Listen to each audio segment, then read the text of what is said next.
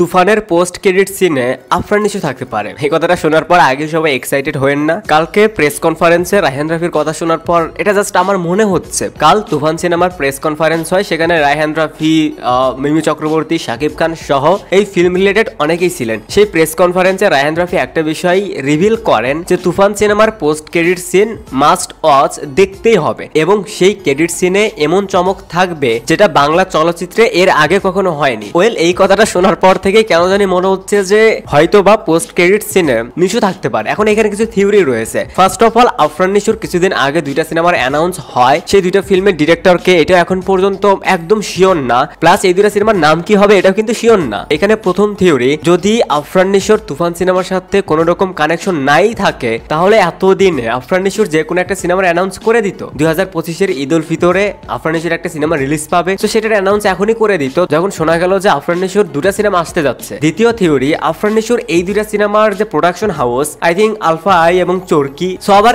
এই দুইটা প্রোডাকশন হাউসে কিন্তু প্রডিউস করেছে তুফান সিনেমাতে। আমরা নর্মালি দেখি যে, আমরা যদি বলিউডে দেখি, সাউথে দেখি যে একই প্রোডাকশন থেকে যখন কোনো মাল্টিকাস্ট নিয়ে সিনেমা করা হয়, যখন একজনের সিনেমাতে আর একজনের ক্যামিও থাকে, সেটা কিন্তু সেম প্রোডাকশনের ফিল্ম হয়। এরপর রিউমার যে আফরান নিশুর একটা সিনেমা হতে পারে কালা নামে, যেটাও 90s এর একজন গ্যাংস, আবারও বলছি এটা একটা রিউমার, এর সাথে আর একটা সিনেমারও রিউমার রয়েছে ওসিয়ত নামে, যেটার ডিরেক্টর শোনা যাচ্ছে Raihan Rafi. So production house এক, ডিরেক্টর এক। এরপর যে রিউমারটা শোনা যাচ্ছে যে আফরান নিশুকে নিয়ে কালা নামে একটা সিনেমা হতে পারে এবং সেখানে তার ক্যারেক্টার হতে পারে গ্যাংস্টার। সো যেহেতু তুফান ক্যারেক্টারও 90s এর একজন গ্যাংস্টার, সো এরকমটা হতেই পারে। তুফান চ্যাপ্টার 1-এ তার একটা সাম্রাজ্য ক্রিয়েট করে ফেলছে, পরবর্তীতে তার সাম্রাজ্যের বা তার জন্য ভিলেন হয়ে দাঁড়ায় এই কালা ক্যারেক্টারটা। আমি কিন্তু প্রথমেই বলেছি যে এটা নিয়ে এত এক্সাইটেড হওয়ার কিছু নেই, বাট কিছু থিওরি থেকে মনে হচ্ছে যে এরকমটা হলেও হতে পারে। আপনি এটা ডিরেক্ট বলতে পারবেন না যে এরকমটা হওয়ার পসিবিলিটি নেই বা এরকমটা কেন হবে, যেহেতু রায়হান রাফি একটা চমকের কথা বলেছে যেটা আমাদের বাংলা চলচ্চিত্রে এর আগে কখনো হয়নি। তো সেইখানে নর্মাল কোনো ক্যারেক্টারকে দেখালে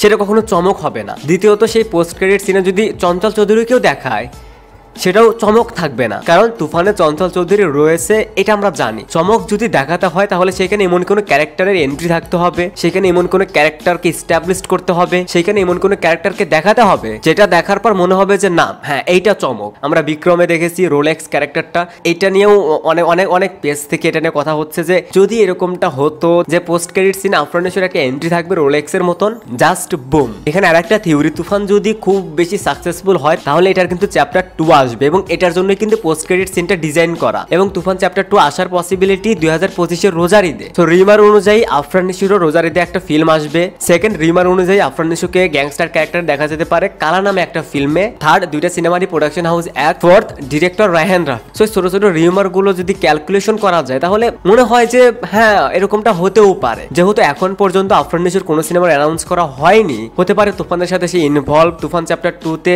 তাকে সেই পুরোভাবেই দেখা যাবে, বা এরকমও হতে পারে যে তুফানের ক্রেডিট সিনে আফরান নিশুর যদি ক্যারেক্টারটা থাকে সেই ক্যারেক্টারের উপর বেসড করে পরবর্তীতে একটা ফিল্ম হবে, এরপর তুফান চ্যাপ্টার 2 হবে। এরকমটা হতেও পারে, না হবার কিছু নেই। এখন হয়তো অনেকেই বলতে পারেন যে এই ধরনের টপিক নিয়ে কথা বলার তো কোনো দরকার নেই। অবশ্যই আছে। আমরা যখন বলিউড বা সাউথের যখন বিভিন্ন ইউনিভার্স নিয়ে যখন একটা ফিল্ম আসে, সেই ফিল্মে কার ক্যামিও থাকতে পারে, সেই ফিল্মে পোস্ট ক্রেডিট সিনে কে বা কারা থাকতে পারে, কিরকম হতে পারে, আমরা কিন্তু সেগুলো নিয়েও আলোচনা করি। সো কেন বাংলা ফিল্ম নিয়ে নয়? সো দেখা যাক, যদি এরকমটা হয় তাহলে তো বাংলায় এমনিতে তো তুফান একটা ইতিহাস হবে। সেটা আফরান নিশু থাকুক আর না থাকুক, সেটা চঞ্চল চৌধুরী থাকুক আর না থাকুক, সেটার জন্য রায়হান রাফি এবং শাকিব খান এনাফ, বাট সেইটাকে আরো বেশি বুস্ট করার জন্য এদের ভূমিকাও অনেক। এখন পাঠান সিনেমাতে যদি সালমান খানের ক্যামিও না থাকতো, এরপরেও কিন্তু পাঠান ব্লকবাস্টার হতো, বাট সালমান খানের কারণে সেই সিনেমাটা আরো বেশি বুস্ট পেয়েছে, মানুষের কাছে আরো বেশি ভালো লেগেছে। আর সবচেয়ে বড় কথা, এইগুলা অডিয়েন্স এনজয় করে,